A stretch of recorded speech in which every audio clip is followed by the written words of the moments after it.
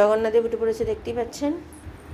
নমস্কার, নতুন একটা ভিডিও নিয়ে চলে আসলাম। উঠে পড়েছি, ফ্রেশ হয়ে গেছি। ছেলে আর আমার হাজব্যান্ড উঠে পড়েছে অনেকক্ষণ। হাজব্যান্ড আমার ছেলের পাশে শুয়েছে। ছেলের তো আজকে স্যারকে তো বারণ করে দিয়েছে, সেই জন্য কোনো স্যার আন্টি কিছু নেই। অন্যদিন তো আগে শনিবার করে স্যার আসতো সকালবেলাতেই উঠতে হতো, এখন তো আর উঠতে হবে না, স্কুল তো যাবে না আজকে, তো তার জন্য ঘুমাচ্ছে। আমি আর ডাকিনি, আমি থাক একেবারে। এখনও আমি চা খেয়ে উঠতে পারিনি, এখন বাজে 9:10, আজকে একটু দেরি করে উঠেছি। তো তাই জন্য মাসি এসে গেছে, মাসি কাজ করছে, মোটামুটি কাজ শেষের দিকে। তো শুধু জামা কাপড়টা কাচলেই হয়ে যাবে।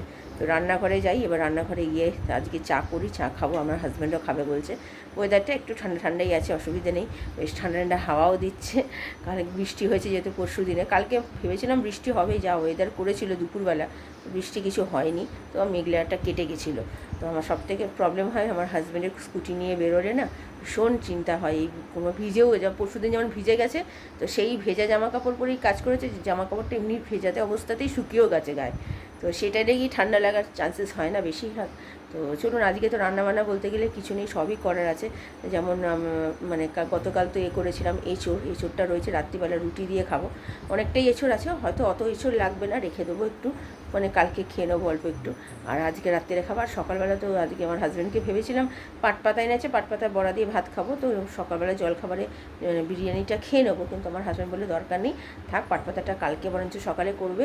তো আজকে ওই বিরিয়ানি আছে, ভাত মিশিয়ে যেরকম খাই আমরা একদম সেরকমভাবেই করবো। তো ভাত অল্প করে চাল ভিজিয়ে দিয়েছি, গতকাল রাত্রিরেই রেখেছেন। তো এটাই করবো আজকে। তো চলুন এখন আপাতত গিয়ে রান্নাঘরে গিয়ে চাটা করি, চাটা খাই। চা না খেলে না ভালো লাগে না। তো আমি আবার পরে আসছি। চা করতে চলে এসেছি আমার আর আমার হাজব্যান্ডের। আদা চিনি দিয়ে দিয়েছি। আজকে আর নতুন করে দুধ জাল দিচ্ছি না, কারণ কি দুধটা অনেকটাই আছে। ছেলেটা খেয়ে পুরনো দুধগুলো শেষ করি নিয়ে বাটিটা নামিয়ে দেবো, দিয়ে তারপরে কালকে নতুন করে দুধ জাল দেবো। আশা করি হয়ে যাবে আজকে, ছেলে খেয়ে বিকেলবেলারও হয়ে যাবে, কালকে সকালে চাও আমার আর আমার হাজব্যান্ডের হয়ে যাবে। লাগলে একটু এমনি দুধ নিয়ে নেবো। তো চলুন আগে চাটা করি। মাসি ওই ঘর মুছছে, হয়ে এসছে, শুধু জামা কাপড়টা কাচবে। আগেও বললাম, এখনও আবার বলছি। এই চা পাতা দিয়ে দিয়েছি, মোটামুটি ফুটতে শুরু করেও দিয়েছে, দেখতে পাচ্ছেন। তো এবার ভালো করে ফোটাই, ফুটিয়ে ঢেলে ফেলবো।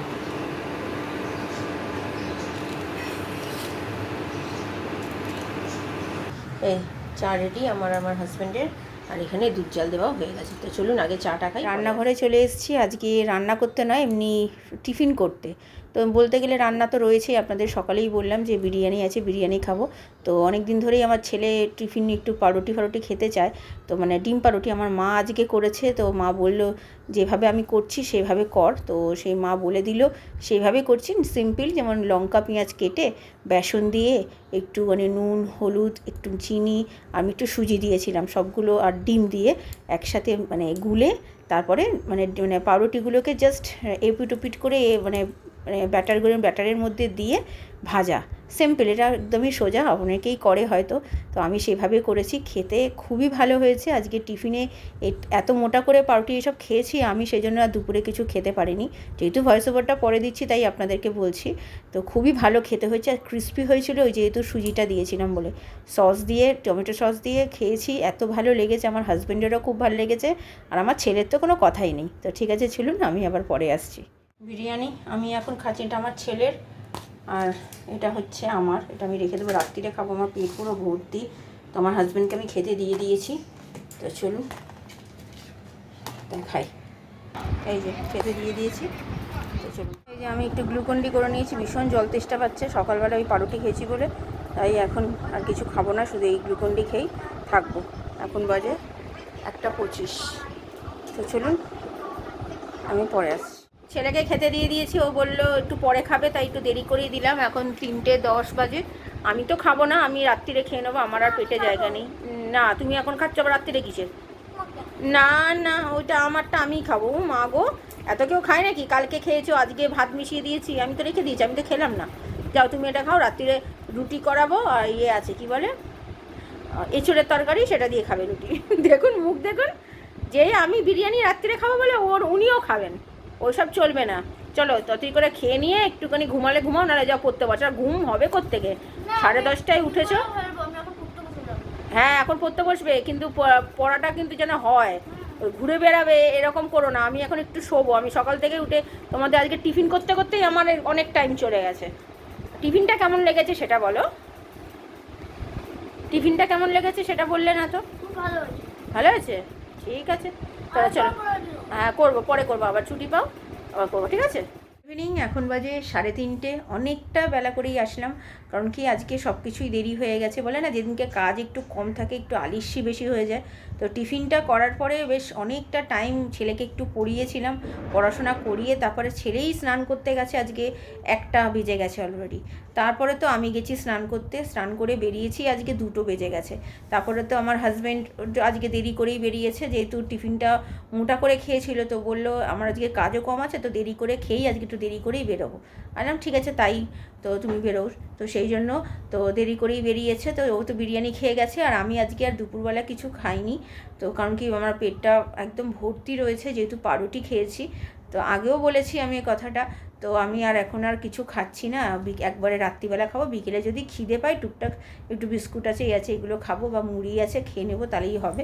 তো আর আমি আজকে রুটি আর আমার জন্য করাবো না, শুধু আমার ছেলের আর আমার হাজব্যান্ডের জন্য করাবো। তাও তো আমার ছেলের কথা শুনলেন, আমি বিরিয়ানি খাবো, ও তো ওকে আর ছাড়বে, তো ও খাবে, জানি আমার থেকে এক গাল দু গাল হলেও খাবে।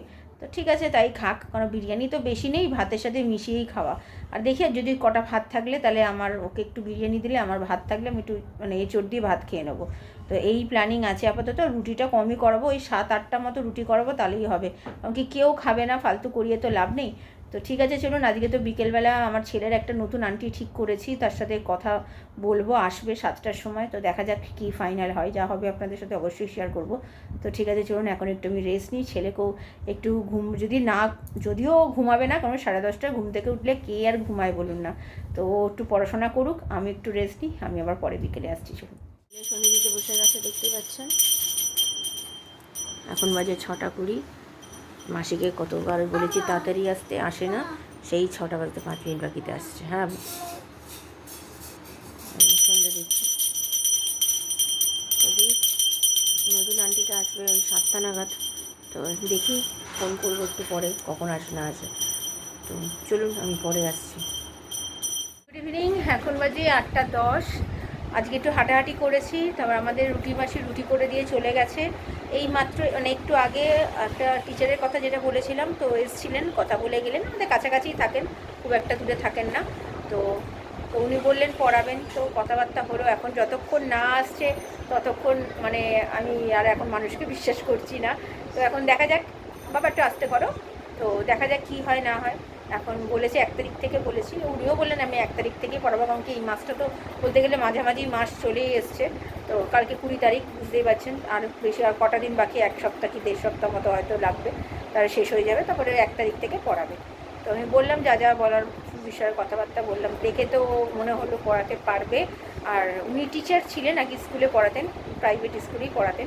তো তারপর 2019-এ মানে 2019 অবধি নাকি উনি পড়িয়েছেন। তারপরে ওনার লকডাউন ফকডাউন তো 2020 থেকে যা চালু হলো, তারপরে বাচ্চাও ছোট, তো সেই জন্য আর উনি পড়াতে পারছেন না এখন। আর ডাকছে কিন্তু যেতে পারছে না, তাই উনি আফসোস করছে যে আমাকে ডাকছে কাজের জন্য, আমি যেতে পারছি না, কি না আমার বাচ্চার জন্য। সত্যি বাড়িতে মানে যদি বড় কেউ না থাকে, শাশুড়ি বলুন শ্বশুর বলুন, তখন তাদের সেই সব প্যারেন্টসদের যে কী প্রবলেম হয় একটা বাচ্চাকে মানুষ করা, বা কাজের ক্ষেত্রে বলুন, ইচ্ছে থাকলেও কাজ করতে যেতে পারে না তারা। তো আর কি করবে, এটাই ভাগ্য, এইভাবেই চলতে হয় মেয়েদের। তো ঠিক আছে, তো পড়াক, আমি বললাম ঠিক আছে পড়ান 1 তারিখ থেকে, তো দেখা যাক কী হয়।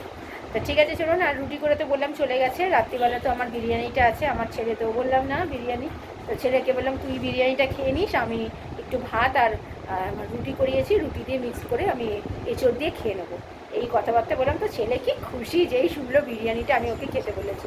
আর আন্টির কাছে, যে নতুন আন্টিটা এসছে কথা বলছে, চুপটি করে বসে আছে, যেন মনে হচ্ছে জানি কেউ কিচ্ছু জানে না। আমার ছেলে এরকমই, একদম লোকের সামনে মনে হবে জানি ওর থেকে ভালো ছেলে কেউ হয় না, কিন্তু যে কী বদমাস সে আমিই জানি। তা ঠিক আছে চলুন, আমি আবার পরে আসছি। ছেলের আমার বিরিয়ানিটা ছেলেকে দিয়ে দিলাম, কি খুশি দেখুন, ভালো কি খুশি দেখুন। ঠিক আছে খাও খাও। আর আমাদের জন্য রুটি করতে গেছে, আগেই বললাম। এখানে একটু ভাত আছে, এই যে ভাত, আর এখানে এঁচোড় অনেকটাই আছে, আমার হাজব্যান্ড খেয়ে যা থাকবে কালকে খাওয়া হয়ে যাবে। তো তো 9:30 বাজে, জামা কাপড় ভেজানো হয়ে গেছে। তো চলুন, আমার হাজব্যান্ড এখনও আসেনি, তো আমি আর পরে আমার খাবার এটা আমার হাজব্যান্ডকে দিয়ে দিয়েছি। এঁচড় দিয়ে রুটি খাবো আর এই ভাতের মধ্যে নিয়ে নিয়েছি। তো চলুন খাওয়া দাওয়া সেরে নিই, 11টা বাজতে চললো। তো খেয়ে নিয়ে পরে আসছি আমি আবার। রাত্রের খাওয়া দাওয়া হয়ে গেছে, এখন 11:15 বাজে, 5-10 মিনিট হয়েছে খেয়ে দিয়ে উঠেছি। এঁচড় দিয়ে বেশ ভালোই খেয়েছি, আর কালকের জন্য অল্প একটু এঁচড় রয়ে গেছে, তো কালকে নিয়ে নেবো। কালকে তো পাট পাতা আছে, পাট পাতার বড়া করবো আর একটু পাট পাতার ঝোল করবো, আমাদের তো খুব ফেভারিট। মোটামুটি সব কাজ গোছানো হয়ে গেছে, জামা কাপড় ভেজানো সব হয়ে গেছে, আর কিছু করার নেই, বা শুয়ে পড়বো, অনেকটা রাত্রি হয়ে গেছে। ভিডিওটা তাহলে আর বড় করছি না, ভালো লাগলে লাইক শেয়ার সাবস্ক্রাইব করবেন। কালকে নতুন একটা ভিডিও নিয়ে চলে আসবো। আপনারা ভালো থাকবেন, সুস্থ থাকবেন, নমস্কার। চলুন কালকে দেখা হচ্ছে।